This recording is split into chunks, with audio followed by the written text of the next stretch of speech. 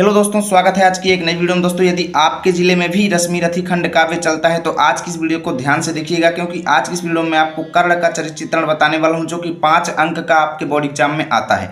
और दोस्तों, मैं गारंटी के साथ कहता हूं कि आज की इस वीडियो को यदि आप अंत तक देख लेते हैं तो कर्ण का चरित्र चित्रण आपको बिल्कुल भी रटना नहीं पड़ेगा, क्योंकि सिंपल से भी सिंपल करके मैंने इस वीडियो में इसका चरित्र चित्रण बताया है। तो चलिए बिना देरी के वीडियो को शुरू करते हैं और पूरा चरित्र चित्रण आपको समझाते हैं कि एग्जाम में कैसे लिखना है। ठीक है, तो देखिए, किसी का भी चरित्र चित्रण लिखें, सबसे पहले हाईलाइट हेडिंग लिखेंगे, काले स्केच से लिखेंगे या काले पेन से लिख सकते हो।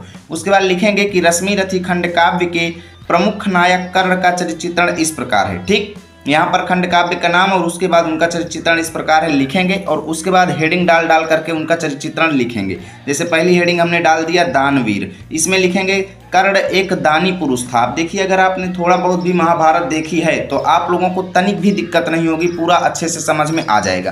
तो लिखेंगे कि कर्ण एक दानी पुरुष था, उसके पास जो कोई जाता था कभी खाली हाथ नहीं लौटता था। इंद्र को अपना कवच कुंडल देकर उन्होंने स्वयं इसका प्रत्यक्ष प्रमाण दिया है। ठीक है ना। वह कहता है, चाहे पलट जाए पल भर में महाकाल की धारा, वीर कर्ण का किंतु न झूठा हो सकता प्रण प्यारा। अब आप लोगों में से कई लोग कहेंगे ये हमको याद नहीं हो रहा है 2 लाइनें, तो इसको ना लिखो, कोई दिक्कत नहीं, वो आपके ऊपर है। एग्जाम में अगर आपको याद आ जाता है तो लिख दो, नहीं इन दोनों लाइनों को नहीं लिखिएगा। ठीक है ना, यहाँ तक ही आप लोग लिख दीजिएगा, प्रमाण दिया है। ठीक, उसके बाद अगली हेडिंग आप लोग डालेंगे तेजस्वी। इसमें लिखेंगे कि कर्ण सूर्य का पुत्र था, इसलिए सूर्य की ही भांति तेजवान था।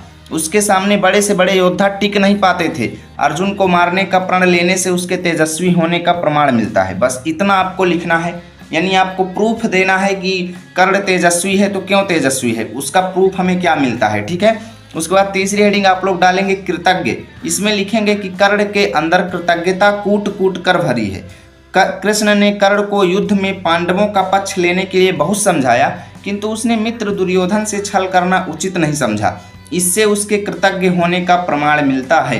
इस हेडिंग के अंदर आपको इतना लिखिए। बताइए, कुछ भी अगर आपको रटने की ज़रूरत हो, इतना सिंपल लैंग्वेज है कि आपको पूरा समझ में आ रहा होगा अच्छे से। ठीक है ना।